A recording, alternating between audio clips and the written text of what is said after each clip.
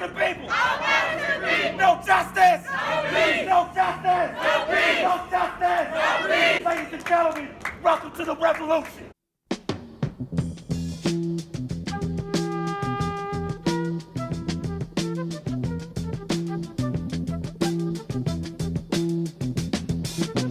You will not be able to stay home, brother. You will not be able to plug in, turn on, and cop out. You will not be able to lose yourself on Skag and skip out for beer during commercials because the revolution will not be televised. The revolution will not be televised. The revolution will not be brought to you by Xerox in 4 parts without commercial interruptions. The revolution will not show you pictures. Man, what's going on, Bereantalk family? You already know who it is. I'm your host, Christian Mosley, and welcome back to another episode of Bereantalk. We have a very special guest in the building coming to Areopagus with us today. He's looking around, but he knows who it is. I'm looking for the special guest. I'm like, who the heck's the special guest? We have Mr. Jose Alex Rodriguez in the building with us today. He is currently a candidate running for City Council, District 1. And we're here to have a very, what I feel like is going to be an incredible conversation. He's also a former member of our armed services. And you did, was it 15 years?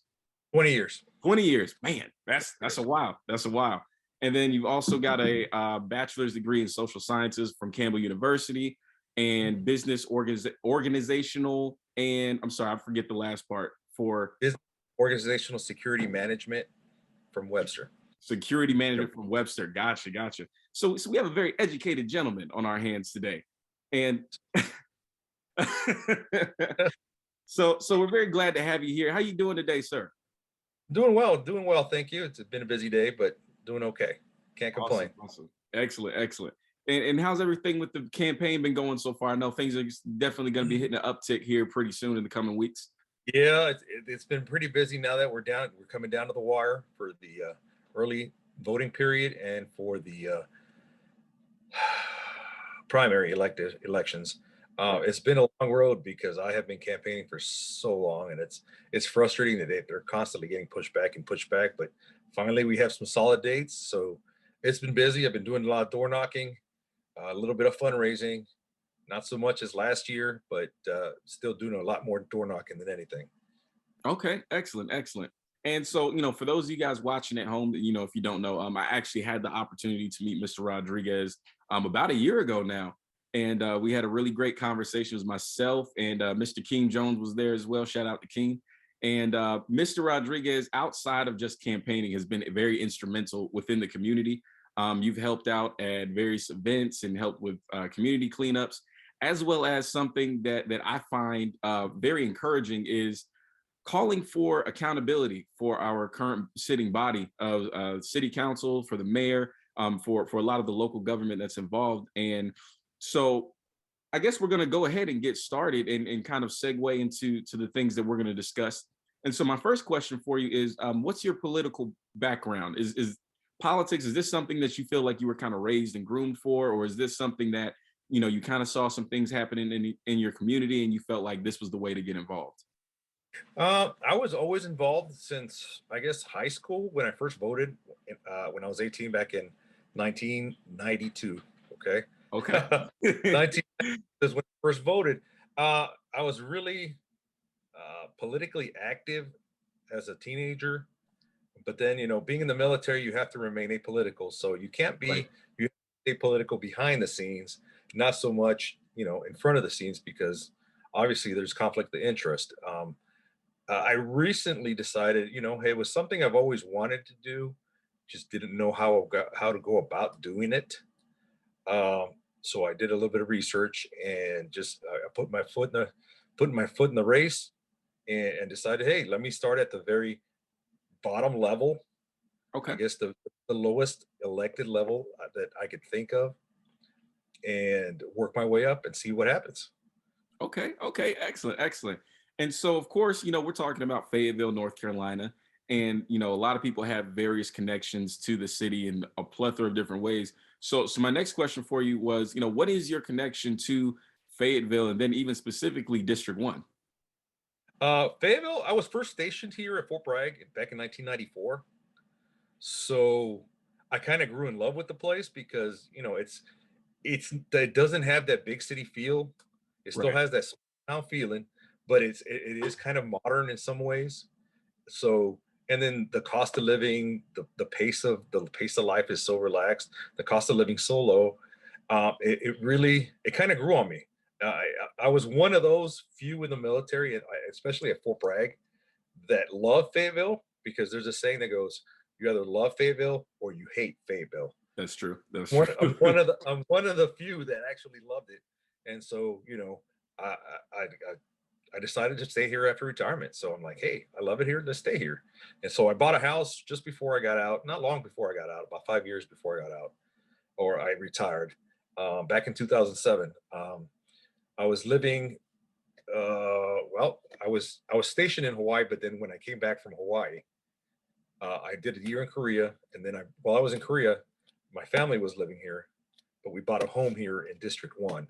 So we ended up buying a home here, not far from where her dad lives, just down the street. But he passed Okay. away not long, a couple of years ago. He passed away. So, but we lived here to be close to her dad, which was right down the street, and we decided to stay here.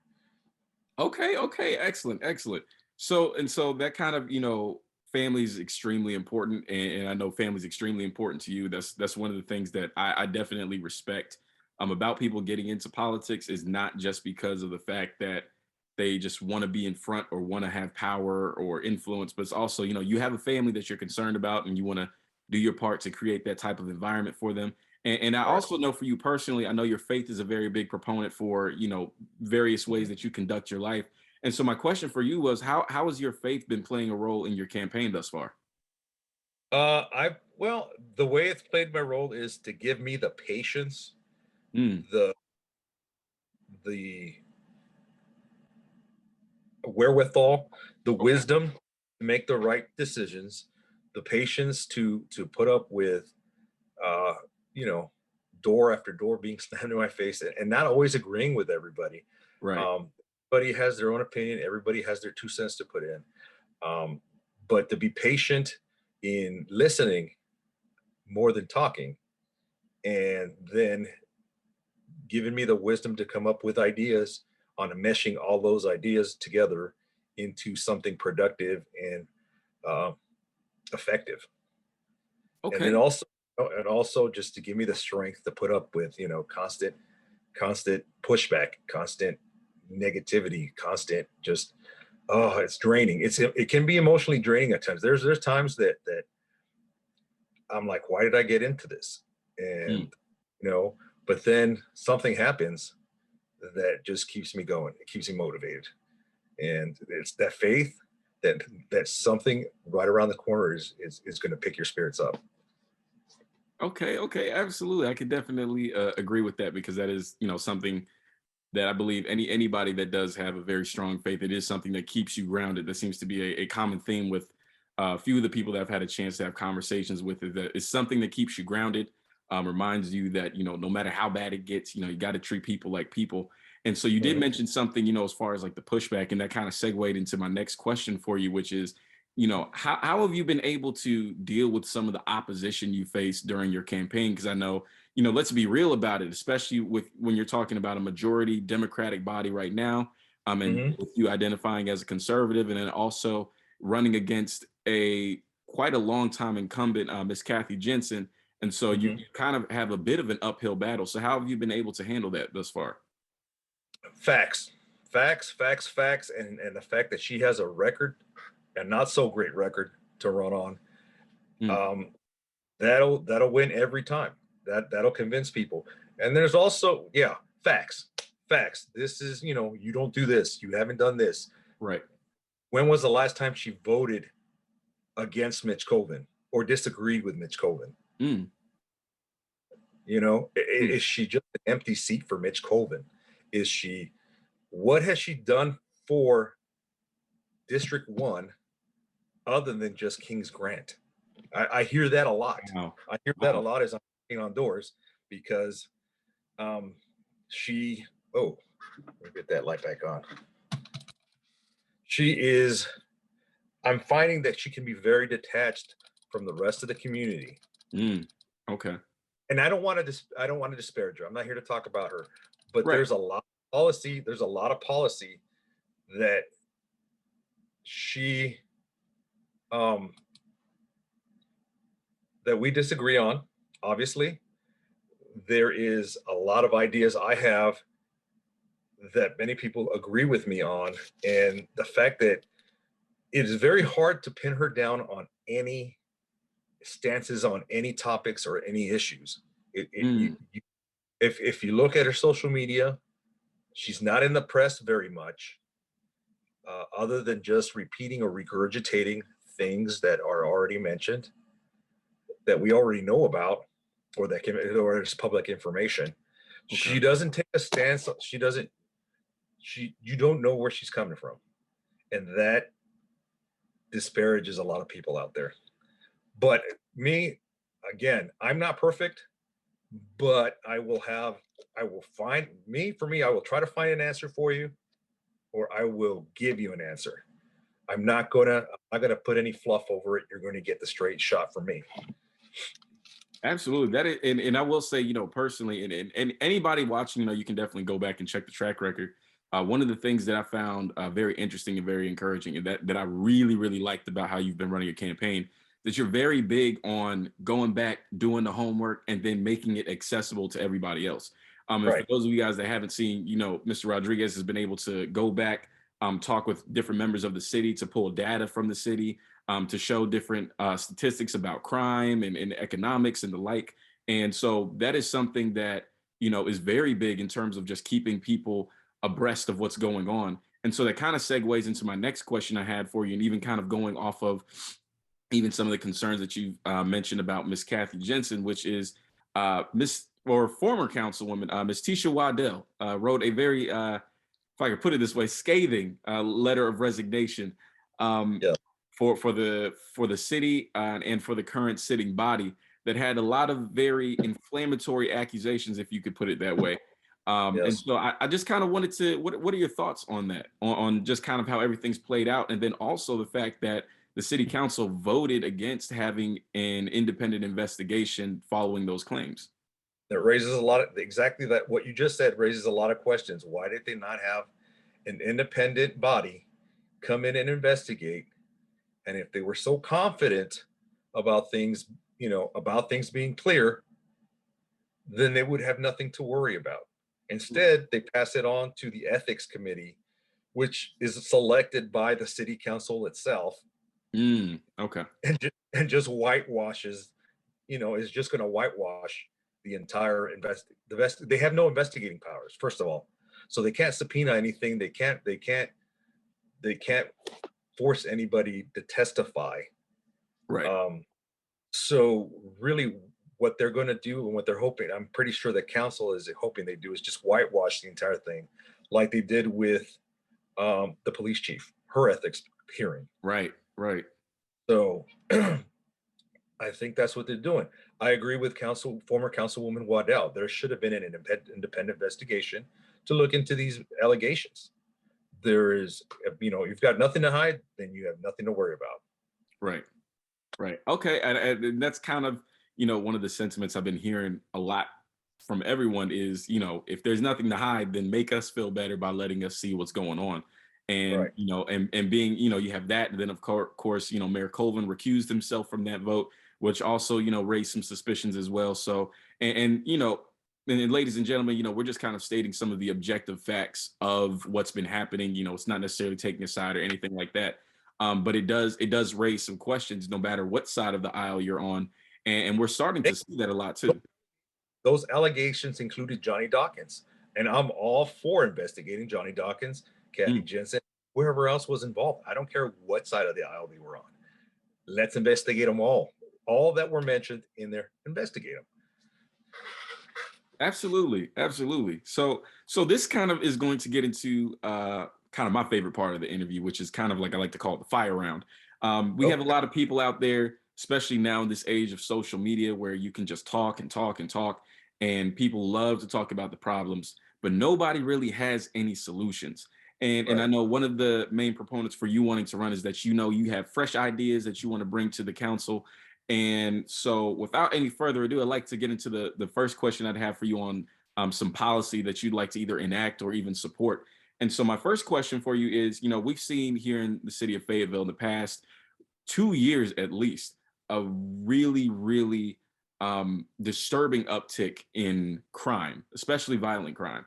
And so my question for you is, what would be your plans to help with that crime reduction here in the city? Okay, first of all, we need a new atmosphere in the police department, which means replace the police chief. Okay. She's already come under an ethics investigation. Although she came out clean, there's at least one other policy I know that police department policy that she has violated that nobody's called her out on, except me. When I met her face to face, I called her out on it, but nobody's going to report her yet. She has created a toxic environment. If you talk frankly with and off the record with some of the patrol officers and a lot of subordinates, she's created a very toxic environment. So first would be to replace her, and then let the police do their jobs. We have the Community Police Advisory Board. They have some oversight, not a whole heck of a lot. I wish they'd have put more police officers or former police officers on the Civilian Police Review Board. Based on what I saw, I applied for it myself as a former police officer. I didn't get accepted. Wasn't picked. But I think they need to have a few more former police officers who know the procedures and who know the lay of the land, and they know what kind of scenarios police officers can get themselves into. We need to let police officers conduct more traffic stops. Speeding is one of the issues we have out there. Everybody complains about speeding on Bragg Boulevard, Yadkin Road, Riley Road, I-295. We need more traffic stops. In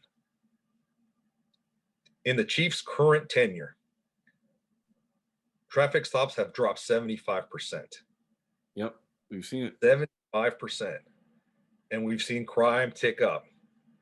As a former police officer, I know that the more stops you conduct, the chances are you're going to probably find a little bit more crime, not necessarily felonies, a lot of misdemeanors. Okay. You may find once on occasion, you may find a warrant that you have to cause an arrest. You may find that may lead to something else, in that action. Start with, just registration stops. Your registration's expired. Your light's not blinking. But that usually, or may not usually, on very seldom, but it can lead to something else which could stop a crime later on. That again, stop second guessing the police on everything. We need to work closely with our law enforcement academy at Fayetteville Tech to recruit more officers and have them join the police force, because we are shorthanded. We're shorthanded because we're losing a lot of officers because of the toxic environment. A lot of early retirements, a lot of transfers to other departments, other agencies. We need to encourage our people to stay here, but to do that, we need to know that we have their backs and that they're not going to be second guessed at everything they do. Okay. Another. Oh, go ahead. Oh, you want to keep going? I got more. No, go right ahead. Go right ahead. Okay. Right now, I'd like to freeze any tax increases. I don't want, the property taxes are already high enough for businesses and for property taxes. I want to bring those down even 0.5%, because we're currently paying almost 0.5% more for property taxes than Raleigh and Charlotte are. Wow. 0.5% more for property that's worth less. Wow. That doesn't make sense. We need to get the money back into the homeowners' pockets so that they can improve on their houses or renovate, or, it's their property. Let them do what they want. Let's not be so restrictive. we shouldn't be paying a high price for a property that's not worth what the property up in Raleigh or Charlotte is worth. Businesses are paying a 10% property tax. Let's cut them some slack, especially now since we just had some tough economic times. Let's cut them some slack and cut it down half to 1%.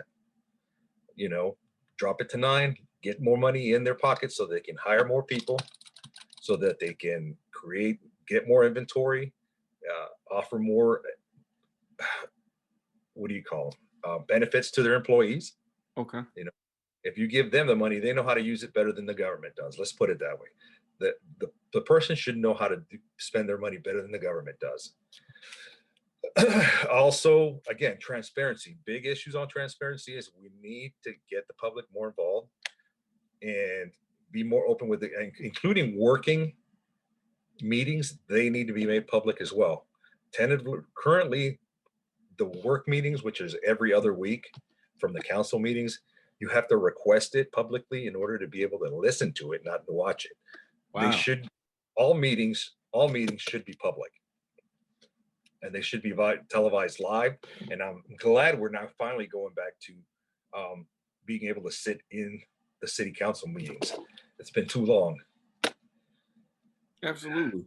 Yeah. So that was actually quite a beautiful segue, because I was going to kind of get into my second and third question for you, which is, the economic question, because we know here in the city of Fayetteville, and just kind of overall, the pandemic has exasperated a lot of people economically, and even more so, we know, and I'm sure you've seen this as an officer yourself, is that there is a correlation between a poor economic environment and upticks in crime as well. And so we have a lot of crimes of desperation, so to speak, that we can see. One of the things I remember noticing in when there was the unrest in 2020, and they looted the Walmart and different things. But one of the most heartbreaking things I remember seeing was watching grown men and grown women come out with boxes of diapers and carts of food and different things. And it wasn't so much about, let me take these things and go resell them. It's just, they have families at home, and, they're not making enough at, the Bojangles or the McDonald's. And my follow-up question with that would be, when we're talking about improving the economics here, we're also talking about getting more jobs. But then there's a little caveat there, because we know one of the things I remember seeing under the Obama administration was that everybody was so excited about jobs going up here and going up there. But then when you really look at it, you need 2-3 Obama jobs in order to make a living. And so my question for you is, what would be, I guess, your plan in order to help stimulate the economy, as well as making sure that there are quality jobs available for those citizens? The tax breaks come in handy when we're trying to attract businesses Right. with higher paying jobs to come in and set up camp here in Fayetteville. So we need to incentivize and talk to these companies to come in, because we have a brain drain in Fayetteville. All our college students leave and go somewhere else instead of staying here. Fayetteville, we've got 1, 2, 3. We've got 2 large colleges. We have a community college. We have retired military, many of whom have college degrees. Right. And they're all just up and leaving for the most part. We need to incentivize them and these companies to come together, set up shop here in Fayetteville, and come together so that we can keep the money in the community, especially all these college educated kids. Keep them here so that they can reinvest in the community to grow their families, buy a house, buy a property, and become successful. Okay, excellent. I like that, because that is, that's huge. And that is something that I've literally heard every candidate that I've spoken to, is that there's a huge concern with a lot of our talent basically being sucked out, because, this environment isn't necessarily made to cultivate businesses that can grow or even just be stable for a few years. I personally know quite a few people who have gotten advanced degrees in graphics designing and business administration, and they go to Charlotte, they'll go to Raleigh. Some will even go out to LA if they can get the work out there. And so that's something that I like to hear, is that we have to focus on, we don't need to bring too much from the outside into to build, just use what's here at home. Yeah, grow it here. Yeah. Absolutely. It's so that is a that's a great proponent that I like to see. And then so my follow-up question for that is, when we're talking about, a lot of people like to talk about got to bring businesses in and different things. But my concern and even question is, how do you ensure that when these big companies come in, that they don't just hire, let's say they'll come with 500 jobs, but they come with 450 people to fill those jobs. And so now, yes, you have a company here, but they're not really investing. So how would you go about making sure that when a company wants to come here and invest, that they're actually hiring Fayetteville first? We have to make sure that they, first of all, that we know that they're not going to bring in too many people from the outside. We have to show them that we have the talent here. There's a lot of military spouses, officer wives, senior enlisted wives, and then a lot of retirees that all have college, have that experience and degrees available. They don't need to bring people in. We show them, hey, we've got people already ready to go. So that's what we have to do, is explain to these companies, we can give you all the tax breaks you want, but you got to hire here, because we want to keep the money here, and it behooves you to keep the money here, because then it'll help your company in the long run. Okay, absolutely. And so that kind of leads into my next question. So one of the things that I talk about a lot on the show is, kind of stimulating and then helping the especially the Black community to start Mhm. being able to get in a place where we can start being either more self-sufficient or even fixing a lot of the problems that we have. Mhm. As a lot of people know, we make up 43% of the population here in Fayetteville, so it's one of the biggest ethnic groups. And so we have a lot of people doing a lot of great things. For example, shout out to Mr. Tony Brown with the Southern CC, who is helping to really do his part to help revitalize like the Murchison Road corridor and different things. And so my Mhm. question is, what would be your, especially when you have different neighborhoods, and I believe, if I'm not mistaken, I believe neighborhoods like Tiffany Pines are also in District 1 as well. And so No, what it's District 3. District 3? Okay, so it is District 3. Okay, I always get that 'cause it's very close. Yeah, it's very close. It's right on the border. It's just south of MacArthur, not far. It's within walking distance. Okay, Yeah. okay. And so, Yeah. and so I understand, and a lot of people kind of, and I think this is one of the things that you mentioned earlier, is that a lot of members of city council, when they get elected, they're really only concerned either about their district or a particular part of their district, like a King's Grant or a Gates 4 and different things. And so my question for you is, what would be your agenda to kind of help stimulate or even help build back the Black community here in the city of Fayetteville? It's no different than everybody else. If come up with there's plenty of programs in the community that we have with the city and the county that'll enable Black business owners to open up a business. We have a lot of incentives. It's no different than everybody else. Um, we want them to succeed. What we got to do is show them where they can go and take their business and make it a lot more wide open. In other words, open to everybody. Don't just be exclusive. Try not to be too exclusive. Open it up to everybody. Um, but yeah, my plans are no different regardless of race. Everybody is here to benefit, and everybody. I, see, to me, being Hispanic, you know, I don't focus on just Hispanic. I don't focus on just Black. I focus on everybody.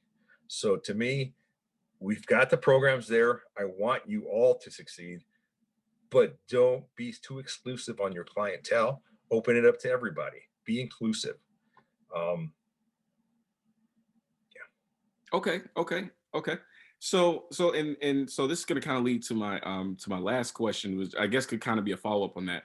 And one yeah. of the reasons I ask that a lot is because we can see through so many different studies and different things, from the Federal Reserve on down, is that the Black community, or as I like to say, the ADOS community, which is an acronym for American Descendants of Slavery, very economically distressed in a plethora of different ways for a plethora of different reasons. If it's not crime, it could be, lack of opportunity, lack of resources. When you look at, let's say the Reconstruction era, for instance, where it was the wealthiest that the ADOS community had ever been in the history of the United States. And that whole period was stopped, ended abruptly, quite frankly, because of, you know, certain government incentives or lack thereof to protect those people. And so one of the things that I'm a big proponent of, and this is more federal legislation, so this isn't anything I expect someone to do locally, but I'm a very big proponent for reparations for slavery and Jim Crow. Not just so much, you know, it seems like nowadays everybody's in what I'd like to call like the oppression Olympics, which is, you know, my feelings got hurt, I need to get paid. My feelings got hurt, I need to get paid. And Right. so we have that, but also we have what seems like the government is more willing to invest outside of the country than it is at home. And so we're seeing the current Biden administration sending 13.6 billion to the Ukrainians, and then also wanting to take in 100,000 refugees. We've seen us spend $20 trillion in Afghanistan, and then on the list goes. And so, you know, one of the things that, you know, I'm a big proponent of for that is, you know, being able to get the resources that a lot of us don't have, whether it's because we didn't have access to it, or also in a lot of cases, some of those resources were taken from us. And so my question for you is, you know, is that something that would have your support in order to, I guess, give restorative justice to the ADOS or the Black community? I'll be frank with you. I'm not a big proponent of reparations because I don't see any other communities asking for it. The same thing, especially minority communities. African or Black Americans are the wealthiest Black population in the world. They are better off than Blacks everywhere else in the world. So I tend to disagree with that unless you are directly a slave, which I don't think there's anyone around left. There shouldn't be. Now, are they oppressed? Yes. Are they hurt economically? Yes. The Black community, I feel, needs to no, I'm not going to say it, but I think they need to we need to look internally first. They need to look internally first before they so that they can get all the ducks in a row, and then we can sit down and talk. Because the Asian community they've suffered as well, but they're one of the richest communities in the United States. Same with the Indian communities. Why is that? Okay, I definitely hear you on that. I think one thing I would say, I guess I would push back on a little bit, is that there are quite a few instances where reparations have been given out or communities have asked for it. We have, you know, the Reagan administration gave the Japanese Americans, I think it was about 20,000 per adult for 10, the internment camp. 10,000 per adult, yes. Yeah, 10,000 per adult for the internment camps.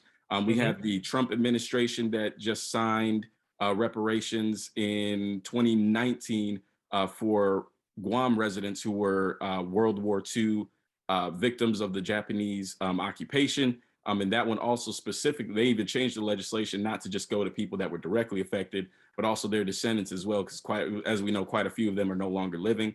And then, of course, you know, we've seen reparations being given out even to slave owners since 1862, even under the Lincoln administration.